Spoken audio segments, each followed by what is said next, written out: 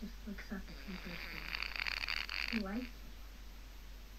He's not writing the play anymore.